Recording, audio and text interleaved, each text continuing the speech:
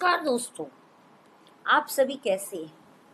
मैं उम्मीद करती हूँ आप सभी ने आज हमारे देश का 78वां स्वतंत्रता दिवस बहुत ही हर्षोल्लास के साथ बनाया होगा।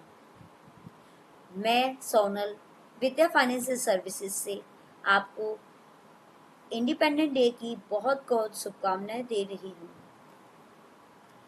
आज मैं फिर आपके लिए वीडियो लेके आई हूँ और यह वीडियो बिगनर्स के लिए जो मार्केट को जानना चाहते हैं, समझना चाहते हैं कि यह मार्केट क्या है, उनके लिए वीडियो बहुत अच्छी है। चलिए आइए देखते हैं। वीडियो बिगनर्स के लिए बहुत अच्छी है क्योंकि वह सोचते हैं यह बाजार, यह मार्केट, यह शेयर बाजार, यह गोल्ड मार्केट, यह सराफा बाजार, ये सब क्या होता है, मार्केट कब खुलता है, कब बंद होता है, कैसे ट्रेडिंग करना चाहिए, अकाउंट कैसे खुलवाना चाहिए, हमारे शेयर्स कौन खरीदेगा, हमारे शेयर खरीदने के बाद कहाँ जाएंगे। ऐसे बहुत सारे प्रश्न होते हैं जो एक बिगनर या एक जो व्यक्ति जो नया मार्केट में ट्रेड करना चाहता है, जो सोचता रहता है मैं कैसे करूं, इन्हीं सब के जवाबों को लेकर मैं आज इस वीडियो में आई हूँ। पहले तो पहला प्रश्न आता है, ये मार्केट क्या है, ये बाजार क्या होता है। यदि हम सिंपल शब्दों में देखें बाजार क्या होता है, यदि हम सामान्य बोलचाल की भाषा में बात करें तो a place where parties can gather to facilitate the exchange of goods and services. इसका यह अर्थ हुआ कि वह जगह जहाँ पर गुड्स और सर्विसेज की, वस्तुओं और सेवाओं का लेन देन किया जाता है, वह मार्केट कहलाता है। यदि हम नॉर्मल बोलचाल की भाषा में बात करें जैसे चांदनी चौक, नागोरी गेट, ताज मार्केट, गांधी बाजार, इस तरह से जो बाजार हमारे मार्केट में पाए जाते हैं, जो हम हमेशा सुनते रहते हैं कि आज मैं बाजार जा रहा हूँ, ये सामान लेने के लिए, मैं सब्जी मंडी जा रहा हूँ, मैं किराने का सामान लेने जा रहा हूँ, यह सब सामान हम बाजार में जाकर खरीदते हैं। जब हम बात करते हैं शेयर मार्केट की, तब हमारे मन में बहुत से क्वेश्चन हो जाते हैं कि हम शेयर कैसे खरीदेंगे, वो खरीदने के बाद हमें क्या अलमारी में रखना पड़ेगा, कोई हमारे शेयर चोरी तो नहीं कर लेगा, हमें कौन गाइड करेगा। आप इन्हीं सब प्रश्नों के उत्तर के लिए आप मुझसे कांटेक्ट कर सकते हैं। मैं इन सब की बेसिक नॉलेज आपको प्रोवाइड कर सकती हूँ। यहाँ पर मैं कुछ पॉइंट्स पे फोकस कर रही हूँ, जैसे फंडामेंटल क्या है, टेक्निकल एनालिसिस क्या है, मार्केट कब खुलता है, हमें कैसे ट्रेड करना है, इन सब के बारे में मैं बता रही हूँ। हाँ जी फ्रेंड, जब हमें ये समझ में आ गया है कि एक नॉर्मल बाजार क्या होता है, तो अब हम ये समझते हैं कि शेयर मार्केट क्या है। जिस तरह बाजार में वस्तुओं और सेवाओं की खरीद बिक्री की जाती है, उसी प्रकार शेयर मार्केट, स्टॉक और shares are the goods that are bought और सोल्ड। शेयर बाजार में शेयर्स की, बॉन्ड्स की, डिवेंचर्स की खरीद बिक्री होती है। बट ये कोई ऐसा प्लेटफॉर्म नहीं है कि मैंने एक शेयर एक्स नाम के बंदे को दे दिया तो वह शेयर बाजार हुआ। नहीं, ये एक ऑनलाइन प्लेटफॉर्म है। इसको जानने के लिए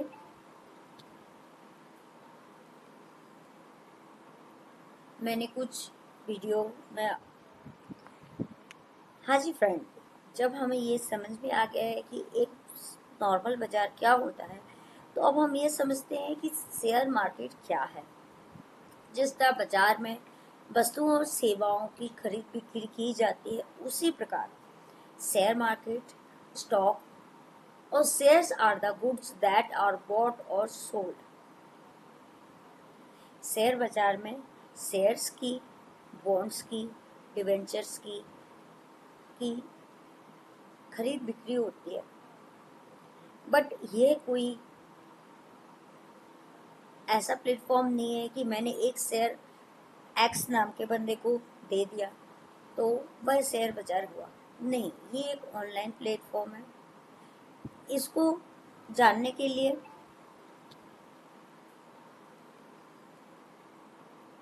मैंने कुछ वीडियो में और बातें डाली हैं। The share market is a platform where buyer and seller come together to trade on publicly listed share during the specific hour of the day. People often use the term share market and stock market. तो हमें यह समझ में आया है कि share market एक ऐसा प्लेटफॉर्म है जहां पर हम बाय सेल करते हैं, वो भी पब्लिक लिस्टेड शेयर में। कोई भी कंपनी का शेयर मार्केट में नहीं आ जाता, उसको सेबी से परमिशन लेना पड़ता है और उनके रूल्स एंड रेगुलेशन को पूरा करने के बाद आईपीओ के माध्यम से वह शेयर मार्केट में लिस्ट होता है। उसे शेयर मार्केट या स्टॉक मार्केट के नाम से जानते हैं। अब बारी आती है डीमैट अकाउंट। हमारे जो भी शेयर होते हैं वो हमारे डीमैट अकाउंट में जाते हैं। जैसे हमारे घर में कोई कैश आता है या गोल्ड एंड ऑर्नामेंट्स होते हैं तो हम उनको बैंक में रखते हैं। उसी प्रकार जब हम कोई शेयर परचेज करते हैं तो वह हमारे डीमैट अकाउंट में जाता है। पिछले कुछ वर्षों से अपने डीमैट अकाउंट शब्द को कई बार सुना होगा। यदि आपको इस बारे में जानना है तो आपको मैं आज डीमैट अकाउंट के बारे में बता दूं। डीमैट अकाउंट एक बैंक अकाउंट की तरह है जिसमें आप शेयर सर्टिफिकेट और अन्य सिक्योरिटी को इलेक्ट्रॉनिक फॉर्म में रख सकते हैं। डीमैट अकाउंट का मतलब है डीमैटलाइजेशन अकाउंट होता है। इसमें share, bonds, government security, mutual fund, insurance, ETF और इन्वेस्टमेंट को रखने की प्रक्रिया आसान हो जाती है। इस अकाउंट के माध्यम से शेयरों और संबंधित डॉक्यूमेंट के रख रखाव की परेशानियों को दूर होती जाती है। तो आप समझ गए होंगे कि डीमैट अकाउंट क्या होता है।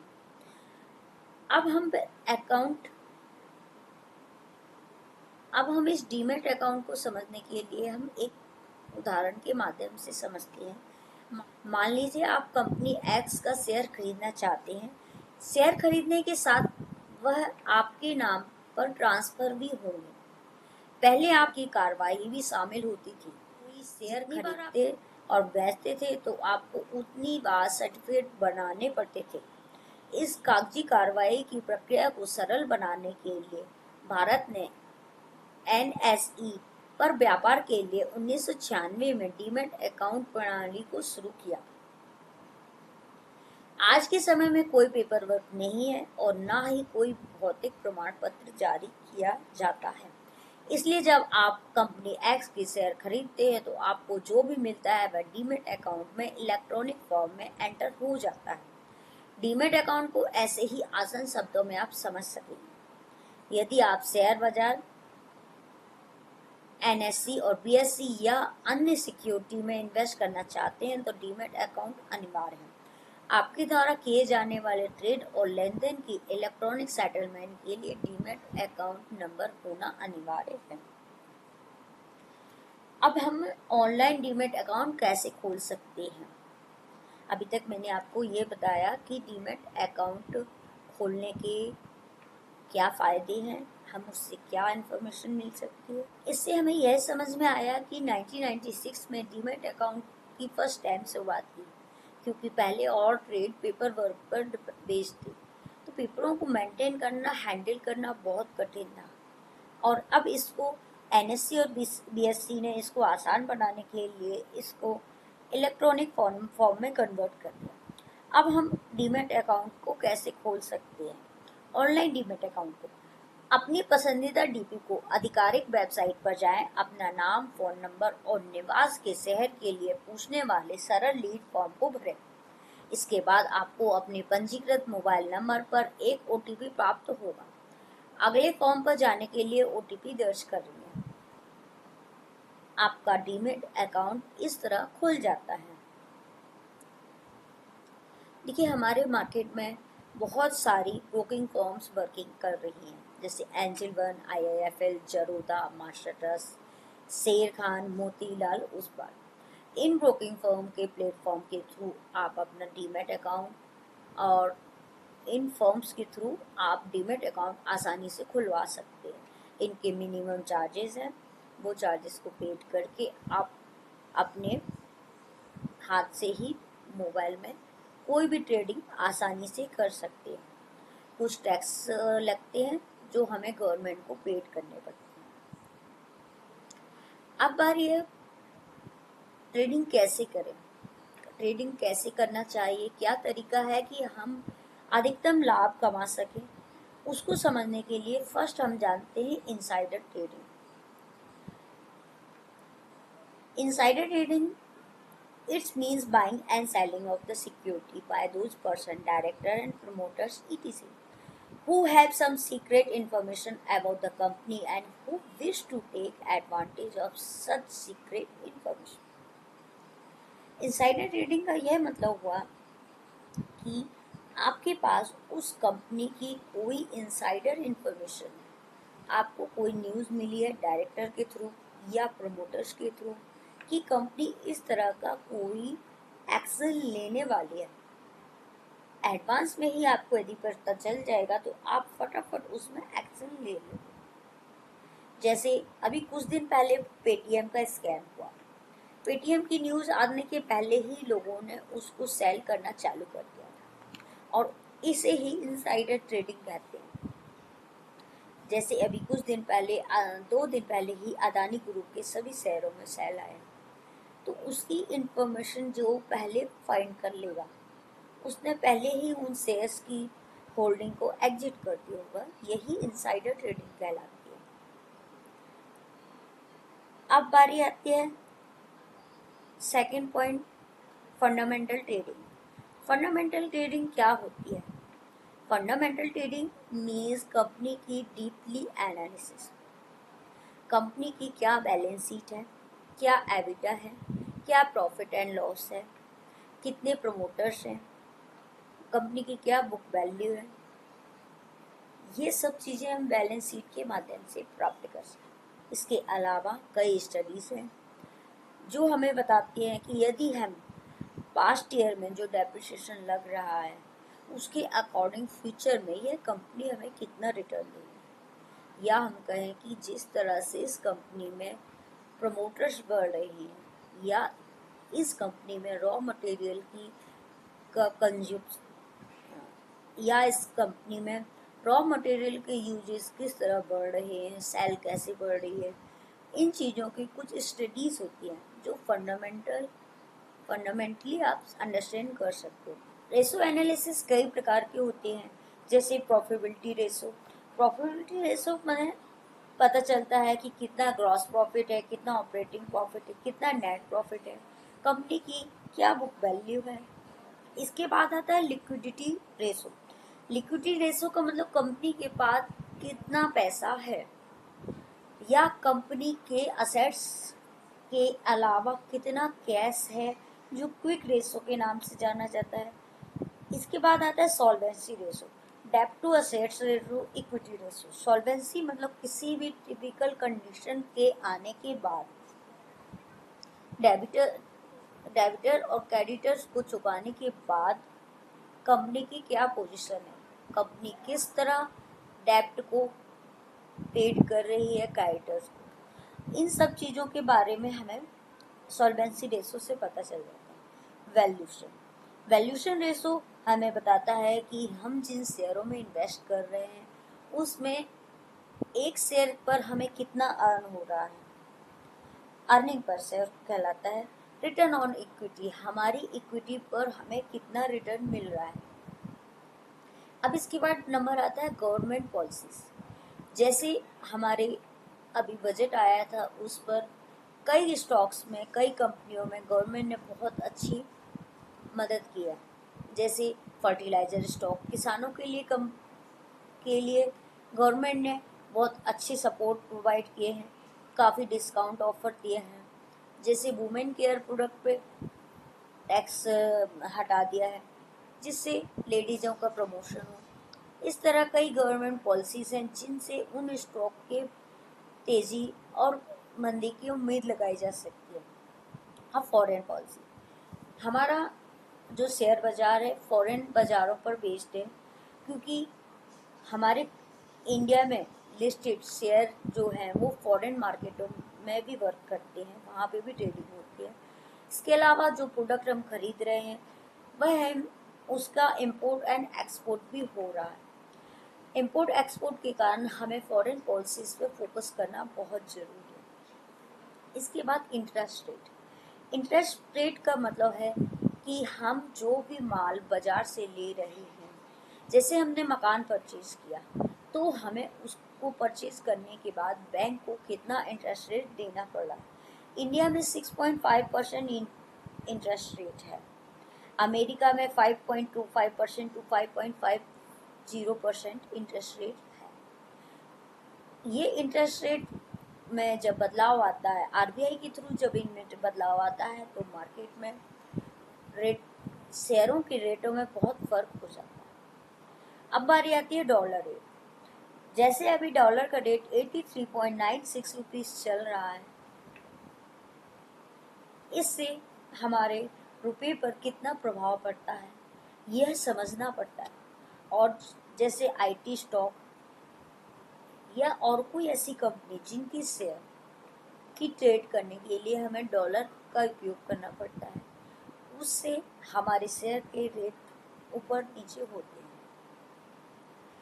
कभी कोई कंपनी की ऐसी न्यूज आ जाती है जैसे बायबैक कर रही है, कब स्टॉक को स्प्लिट कर रही है, उसके पीछे क्या कारण है, उन कारणों को जानकर हम उन कंपनी के शेयरों में ट्रेडिंग कर सकते हैं। इसके बाद आती है technical trading. Technical trading is means of examining and predicting the price movement in the markets by using historical price chart. Basically, technical trading is based on the chart. Those are the based on the historical price pattern. किस तरह से past में किसी भी chart में किस तरह से मूवमेंट हुई है, यह समझना हम टेक्निकल ट्रेडिंग के थ्रू समझते हैं। अब टेक्निकल ट्रेडिंग में 3 टाइप ऑफ ट्रेडिंग है: intraday trading, swing trading, long term trading. Intraday trading जो होती है वो इंट्राडे बेस्ड होती है, मतलब आज सुबह हमने लिया या आफ्टरनून में लिया और इवनिंग में उसको सेल कर दिया। स्विंग ट्रेडिंग में हम आज भी ले सकते हैं, उसको कल सेल कर दें, या आज लेके उसको 1 वीक तक या 1 मंथ तक होल्ड कर सकते हैं, और जैसे ही प्रॉफिट या लॉस होता है हम उसको बुक कर देते हैं। इसी तरह लॉन्ग टर्म ट्रेडिंग जो होते हैं, इसका टेक्निकल से तो हम फाइंड कर ही लेते हैं, इसके अलावा फंडामेंटल इसमें बहुत ज़्यादा हेल्पफुल होता है। जैसे हमने फंडामेंटली फाइंड कर लिया कि इस कंपनी का बैलेंस शीट बहुत अच्छा है, डिविडेंड डिस्ट्रीब्यूट करती है, प्रॉफिट बढ़िया है, ग्रॉस प्रॉफिट मार्जिन बढ़िया है, अर्निंग पर्स बढ़िया है, ये सब जो हमने देख लिया, उसके बाद हम टेक्निकल चार्ट्स पे देखते हैं कि इसकी पैटर्न किस तरह से मूव कर रही है, ये कितने रुपए चलता है, कितने रुपए बढ़ता है। इन सब बातों को जानने के बाद हम उस स्टॉक में या उस स्क्रिप्ट में बाइंग कर लेते हैं और लॉन्ग टर्म के लिए उसको लेकर छोड़ देते हैं। लॉन्ग टर्म में टारगेट 1 ईयर, 5 ईयर, 10 ईयर, 15, 20, कितना भी टाइम पीरियड के लिए हम उस स्क्रिप्ट को लेकर छोड़ सकते हैं। ओके, अब बारी आती है type of chart. Type of chart में 3 चार्ट है: line chart, bar chart, candlestick chart. Line chart meaning जहाँ हम लाइंस के रूप में फॉर्मेशन रहती है, जहाँ लाइंस के रूप में फॉर्मेशन होती है। सबसे पहले स्टार्टिंग में लाइन चार्ट भी ही आए थे, जो कि पेन पेंसिल से कागज़ पे ड्रॉ किए जाते थे, जिनमें ओपन और क्लोज के बारे में इंफॉर्मेशन मिलती थी। उसमें बहुत अधिक टाइम लगता था। उसके बाद मार्केट में बार चार्ट आए। बार चार्ट में ओपन, लो, हाई, क्लोज, इन चारों चीज़ों का मेंशन किया जाता है, बट उनसे भी कोई सटीक इन्फॉर्मेशन नहीं निकल पाती थी कि ये किस टाइप का बार है। फिर उसके बाद कैंडलस्टिक चार्ट्स आए। कैंडलस्टिक चार्ट से हमें ये इन्फॉर्मेशन मिल जाती है कि कौन सा अप जा रहा है, कौन सा डाउन जा रहा है। इसीलिए यहाँ पर टाइप ऑफ कैंडलस्टिक्स बताई है मैंने। First bullish candlestick, second bearish candlestick, third natural candlestick. Bullish candlestick हमें यह बताती है कि ट्रेंड अपवर्ड है।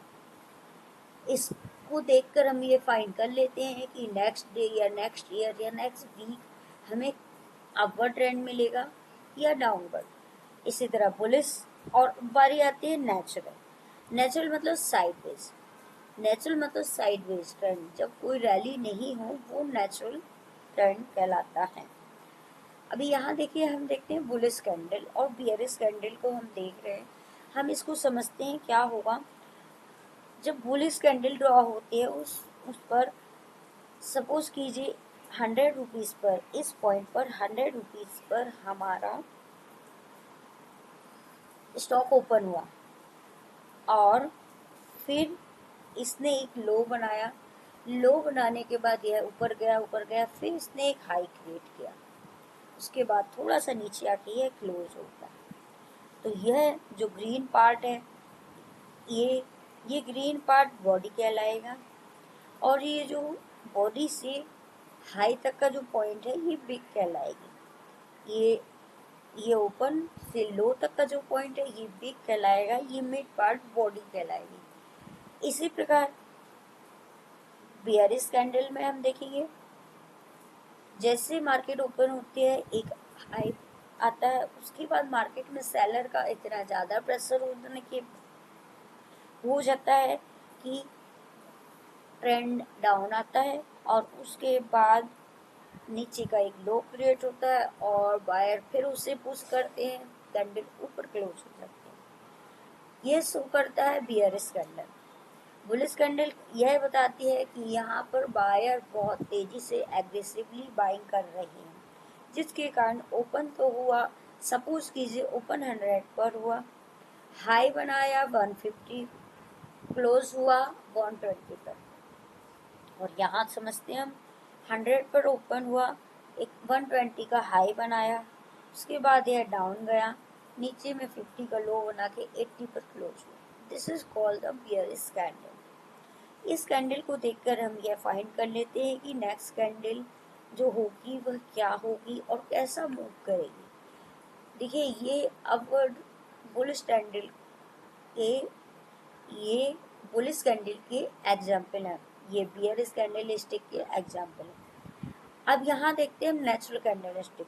नेचुरल कैंडल स्टिक में बहुत सारी कैंडल आती हैं, spinning top, doji, hanging man, shooting star, जो हमें दिखाती हैं कि मार्केट एक साइडवेज रैली में या साइडवेज पैटर्न में वर्क कर रहा है। ठीक है, आज के लिए इतना काफ़ी है। अगर आपकी इससे संबंधित कोई जानकारी आप मुझसे लेना चाहते हैं तो आप इस वीडियो के नीचे आप मुझे कमेंट कीजिए। यदि आप कोई नॉलेज लेना चाहते हैं तो आप मेरे व्हाट्सएप नंबर पर मुझे टैग कर सकते हैं, जो मैंने इस वीडियो के एंड में डाल रखा है।